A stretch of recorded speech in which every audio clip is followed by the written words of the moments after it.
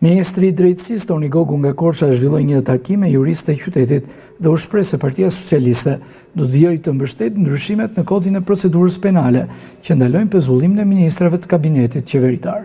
Gogu ashtu ka shtuar se amnistia në burgje, e cila ka marrë dritën i jeshile në qeveri, do të kalojë për diskutime brenda pak kohësh në parlament dhe më pas do të kryhet implementimi plot i saj. Drejtuesit e burgjeve, edhe unë së bashku me ta, jemi shërbyes vetëm të ligjit.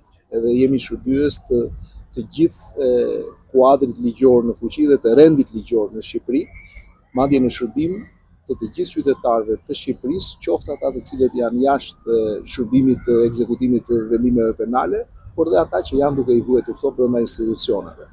Kështu që kam kënaqësinë të jem sot në Korçë.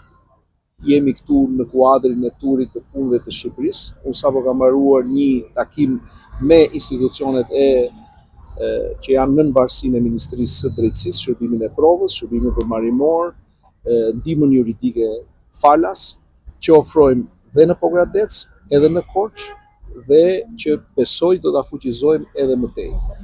Dëgjova disa qytetarë që kanë përfituar nga këto shërbime dhe kam kënaqësinë që të konstatoj se shërbimet janë aty për t'i dhënë qytetarëve më të mirën e tyre dhe dëgjova nga ta edhe mënyra se si mundet t'i modernizojmë dhe më tej, t'i fuqizojmë edhe më tej. Ndërkohë që thash që jam në Korçë për të kuptuar se si drejtësia mundet jetë në shërbim të zhvillimit ekonomik të qytetit, të rajonit, madje të gjithë vendit, sepse nuk ka zhvillim ekonomik pa drejtësi.